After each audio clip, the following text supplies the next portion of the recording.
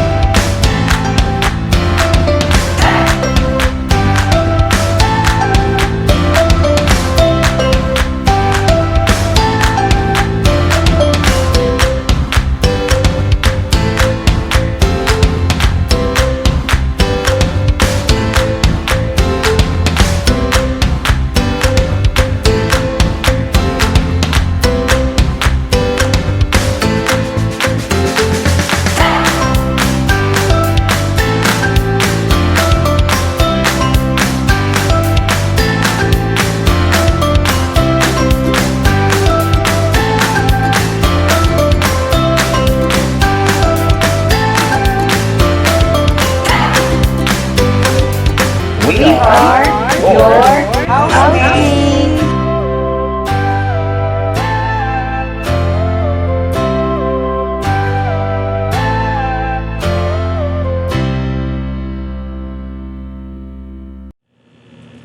Good morning, class! So for this week, we will be discussing about advice guests on room and housekeeping equipment. This is our lesson number 2 in housekeeping 10.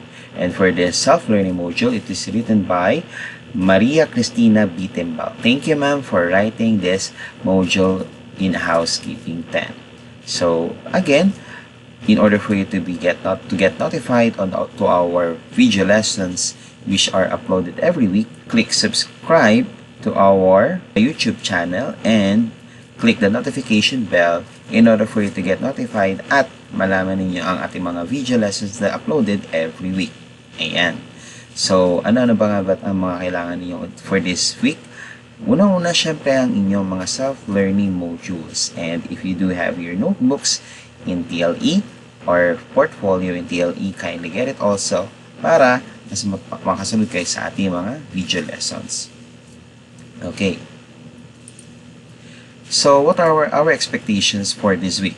For this week, after going through this module, you are expected to, number 1, describe and explain the use of the different types of housekeeping and office forms. Number 2, practice proper handling of clients' queries through telephone, fax machine, email, and etc. And number 3, identify common problems related to housekeeping services. And number 4, observe proper handling of different problems in housekeeping services. So those are our expectations after we go through or after the end of our module. Okay, so yan yung mga dapat nating matandaan o dapat nating matutunan pagkatapos nating pag-aralan ang buong module na ito. Ayan. Before we discuss our lesson for this week, which is the advice guest on room and housekeeping equipment, let us first have a pretest. When we say pretest, ito yung ginagamit namin mga teachers to know if how many of our students have a prior knowledge of our lesson for this week. So, para dito, malalaman namin kung kailangan ba namin ituro sa inyong lahat-lahat from start or medyo maglalagawa na lang tayo ng clarification para sa mga nalalaman ninyo. Or, kailangan niyo na lang ng enrichment program para ma-refresh yung inyong mga knowledge about this certain topic. Okay. So, for our pretest, you may get a one sheet of paper or your notebook or your SLM or self-learning module and answer it onto that paper. Okay. So, you may write your name onto the top part and take a picture of it and send it to your GCs. Or if ever that you don't do those kind of things, you may answer it directly to your SLMs or self-learning module. So I will read each statement carefully and you may choose the letter of the correct answer and you may write it onto your notebook or to your paper. Okay, for the first one. Number 1, it is a list of recent room status of each room in the hotel given to each hotel department. Letter A, replenish report. B, reservation report. C, room status report. Or letter D, salvage report. Next, number 2. Jennifer receives a damaged garment from one of the guests in the hotel for laundry. What housekeeping form will she need to report any noted damages from the guest's garments? Letter A, damage advice form. B, room status report. C, laundry voucher. Or letter D, maintenance order form. Number 3, which of the following is not a part of telephone etiquette? Letter A, never chew a gum and eat or drink while you are on call. Letter B, always have something available to write. Letter C, take the call without disruptions. Or letter D, all of this. Number 4, the head of the housekeeping department, sometimes referred to as housekeeping manager. A, public area supervisor. B, room boy. C, linen and laundry supervisor. Or letter D, executive housekeeper. Number 5, in how many rings phone should be picked up? Letter A, 1. B, 2. C, 3. D, 4. Number 6, what is the standard phrase for any internal guest call? Letter A, good morning, Mr. Timbal. This is Tin. How may I help you? Or letter B, hello, sir. Why did you call? Letter C, good morning. How may I help you? Or letter D, hello, sir. Can I put your call on hold? Number 7, what phrase is best used when handling a guest query? A, wait a minute. B, I'll be glad to assist you. Letter C, hang in. Letter D, none of the above. Number 8, the guest for room 303 is complaining about untidy room he will be staying in. What will you do to handle this complaint? Letter A, tell the guest to transfer to another hotel. B, respond with anger. Letter C, do apologize. Offer the guest a complimentary meal in the restaurant while the room takes cleaning. Or letter D, argue with the guest and insist that the room was cleaned before he checked in. Number 9, which of the following is not a good practice in handling guest complaints? A, listen carefully to the complaint. B, don't try to argue with the guest. C, go extra mile to resolve guest complaints. Or letter D, dismiss the complaint without resolving it.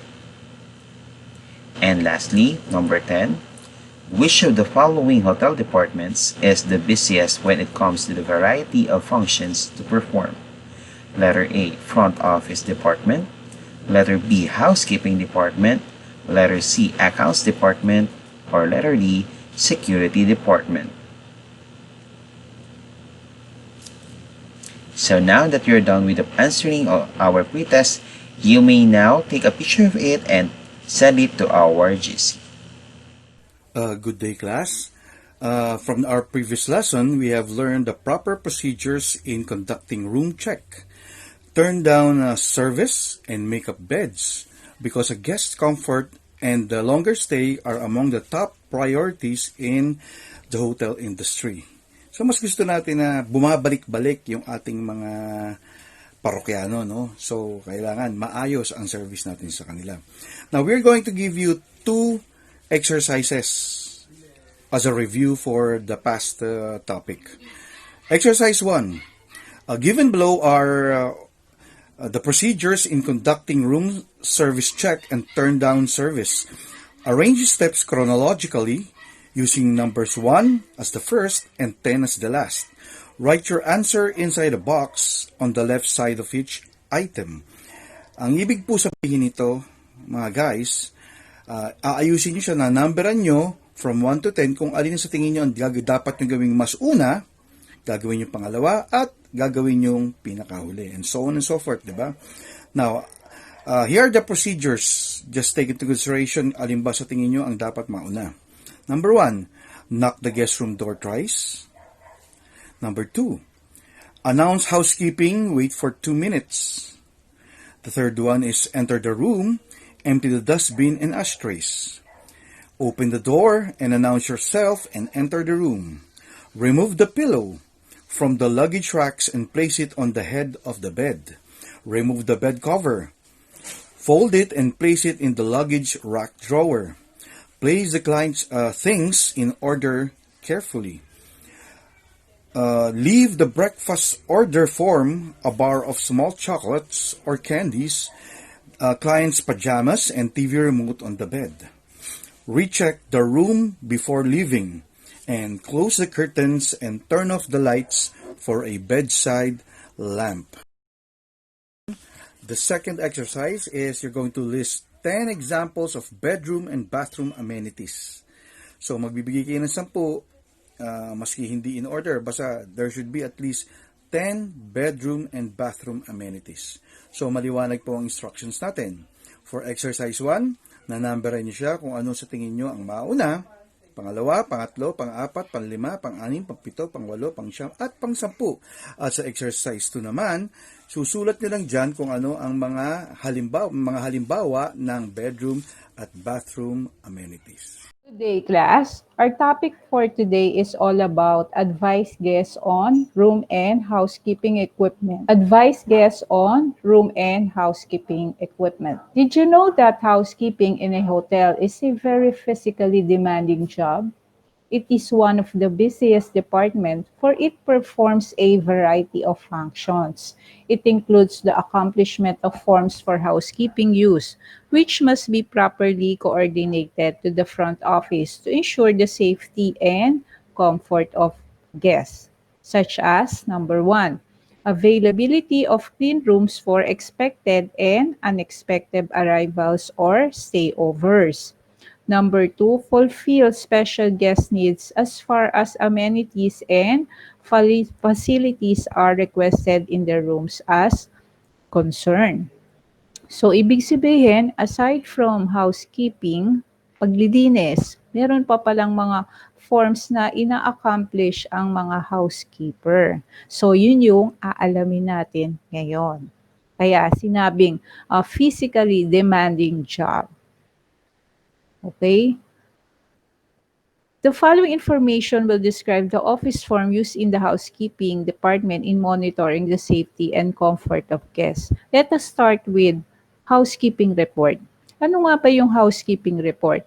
It is used in conjunction with the front office room status information to check and confirm the most current status of all hotel guest rooms.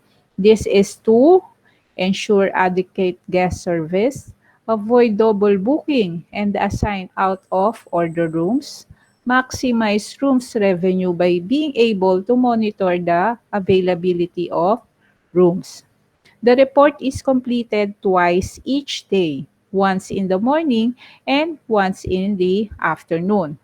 It is consists of the status of each room as reported from actual inspection and is compiled and sent to the front office where it is compared to the room status information.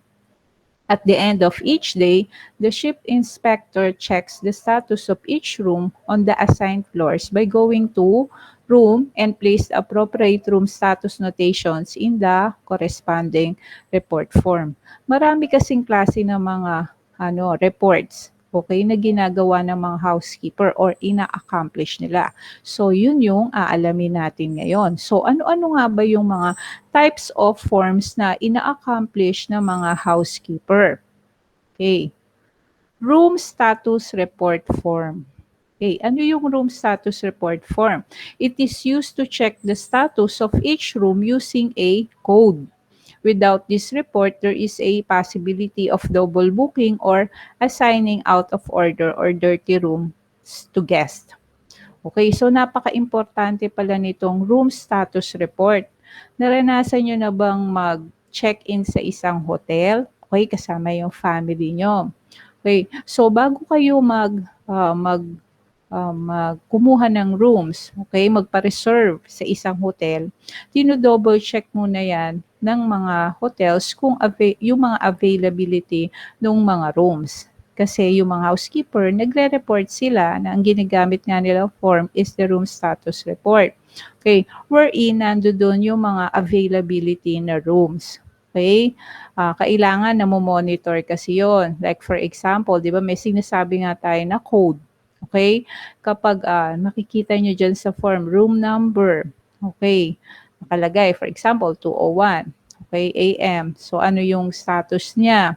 VC, vacant, clean. Ibig sabihin, bakante siya na malinis yung room na yon. For example, yung room 202. Okay, nakalagay VD, vacant, dirty. Ibig sabihin, bakante nga siya pero hindi pa siya nalilinis. Okay? Then, kapag OCC, occupied, okay, ibig sabihin, merong guest na nandun pa sa room na yon. Okay, so napaka-importante talaga ng room status report kasi dyan nila monitor yung availability ng mga rooms sa isang hotel. Okay, next is the losses and damage report form. It is used to report losses and damages to room amenities and guest room. The cost of said losses is billed to the account of the guest. This report should reach the front desk clerk upon checking out of the guest. Okay, kung mapapansin nyo, kung nakapag-check-in na nga kayo sa isang hotel, okay, bago kayo mag-check out, natawag natin yung aalis na kayo. So, mag-check out na kayo. Yun ang term na tawag doon. So, bago kayo mag-check out, may papasok muna doon na housekeeping. Tapos, i-check niya kung meron bang nawala. Okay? Baka kasi nawala na yung mga kumot, yung mga towels. Okay? Tapos, sa ref, ilan yung mga nagamit o nainom. Kasi sa ref, kapag sa hotel, pumasok ka, may ref doon. Tapos, meron doon mga mineral waters, mga drinks, mga juices, or kung ano pa man nasa loob nun. Kapag nabawasan yung bilang kasi yun, baka kala nyo free lang yon. So meron yung bayad. So kapag nagkulang yon, ibig sabihin, accountable doon yung guest na nasa room na yon. So lahat ng losses, mga nawala, mga nasira, okay? So i-charge yun sa guest bago siya umalis. Kaya, chine-check muna yon. So, may form yon. So, ibibigay yun ng housekeeping sa front desk para malaman ng front desk kung i-check out niya na yung nasa room na yon or sisingilin pa niya dahil meron nga nawala at merong na-damage doon sa room na yon. Okay? So, ayan yung gamit ng losses and damage report form. Next is the service maintenance order form. Maintenance order or service request form is accomplished to request the engineering or facilities maintenance unit to do repair or troubleshooting of defective facilities or amenities like TV, aircon, etc. Okay, so yung mga housekeeper, meron din silang form na binibigay sa mga maintenance, okay, o sa engineering department para ayusin yung bawat room na merong mga sira. Like for example, merong hindi gumaganang aircon, TV. So, sila yung nagre-report nun. Of course, sila kasi yung nakakaalam na may mga sira dun sa room dahil sila nga yung naglilinis doon sa mga hotels room. So, dapat nire-report nila yun just in case may mga malfunction o hindi na gumagana doon sa room na yon. Dapat nire-report nila and meron doong form. Okay? Next is the key endorsement form. Key endorsement form is for control purposes. This form is used to record the turnover and return of keys from one shift to another. So, syempre, every rooms meron niya mga susi. So, sa isang hotel, 2 shift yan. Sabi nga natin, yung mga naunang discussion, merong day shift, meron ding night shift. So, kapag pagpapalit na ng housekeeper ng oras, Okay, so ito turn over ng pang-umaga sa panggabi yung mga susi ah, na nasa kanya. Okay, kung mapapansin niyo diyan sa form, meron diyang date, anong room number, yung mga susi na ire-release niya, anong oras niya binigay, kanino niya binigay, sino ang nagbigay, 'di ba? Endorser, endorsees. Okay? Releasing, receiving. Okay? So, vice versa siya. Kasi napaka-importante para just in case hanapin yung susi, alam mo kung kanino hahanapin. Kasi nga sa kanya nga turnover. Okay? Next is control form for borrowed items. It is used to record the hotel's borrowed item by the guest for their use while in the hotel.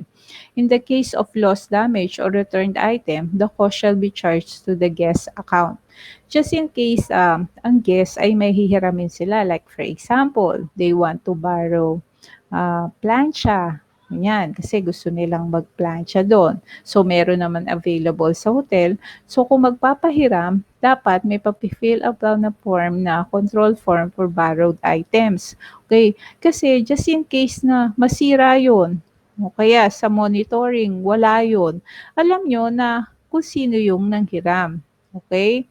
Or ano rin yun, protection din ng isang housekeeper yon na hiniram yon, and kung sakaling masira or mawala, ang guest yung accountable na magbayad nun. Kasi kung hindi yun gagawin, hindi magpapa-fill out ng form na yun, walang evidence na pinahiram mo yung isang gamit sa hotel. Pwede kang mabaligtad na wala ka namang pinahiram. O so anong ebidensya mo, 'di ba? So dapat pag nagpapahiram, meron kang form na binapa-fill out sa kanila. And if you would notice, sa mga forms na nakikita natin is merong mga signature. Okay? Para meron tayong ebidensya na talagang napahiram yung item. Okay? Next is physical inventory sheet. It is used for the inventory of available stocks but not what is the loss of unaccounted. Ito naman para sa kanila yan, sa mga housekeeping. Yung mga supplies nila, kaya ini-inventory niyan kung meron pa ba silang gagamitin na para doon sa mga rooms. So, meron din silang mga form na pinifill outan. Okay, para alam nila kung available pa. Okay, next is the laundry voucher. It is filled out by the guest when he wants his garments to be laundered. It already contains the prices from the laundry service. So, ang guest, kapag, lalo na kapag matagal siya sa isang hotel, nagpapalaba yan. Siyempre, saan naman siya maglalaba, di ba? Wala rin siyang sasampayan. So, nagpapalaba yan sa hotel. Just in case ang guest ay mayroong request na magpapalaba siya, bibigyan siya ng laundry voucher. Okay, wherein nandoon na yung mga garments. Ano ba yung mga ipapalaba niya? So, iche-check doon. Magkano yon? For example, isang jacket, pag pinalaba niya, magkano? 100. Okay, so ibig sabihin may pinalabas siyang jacket.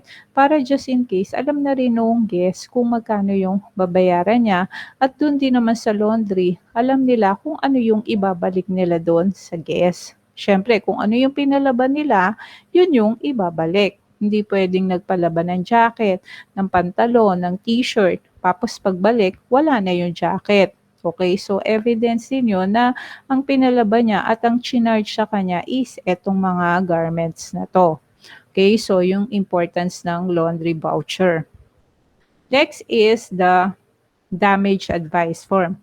Okay, it is used to alert of any noted damage on the guest garment that is sent to for laundry. It is always best to inform guests in advance about the status of his garment. Otherwise, he might blame the hotel for the said damages. Napaka-importante na i-advise na natin yung guest na may damage yung pinalaban niya. Okay? For example, nagpalabas siya ng jacket. Tapos yung jacket na yon may botones na 3 o kaya may zipper. Tapos sira na pala yung zipper na yon. Dapat ipa-fill out natin sa kanya, inform natin siya, tapos pa-fill out natin na "Ma'am, may damage po yung jacket nyo.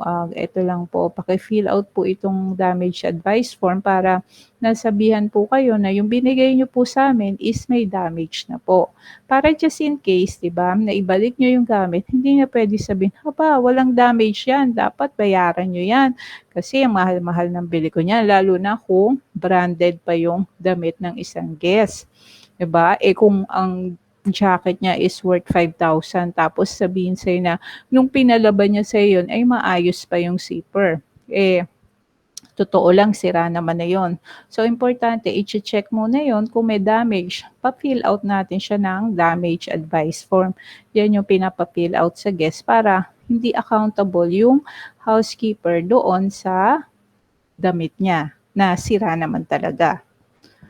Okay? So next is the inventory variance report. This is a perpetual inventory form used to monitor stocks daily. This shall be undertaken on a weekly basis by the housekeeping supervisor or a designated auditor. So ito naman inventory variance report, ito yung para sa mga supervisor, mga auditor. So chine-check nila yung mga stocks. Okay? So weekly basis nila yon ginagawa.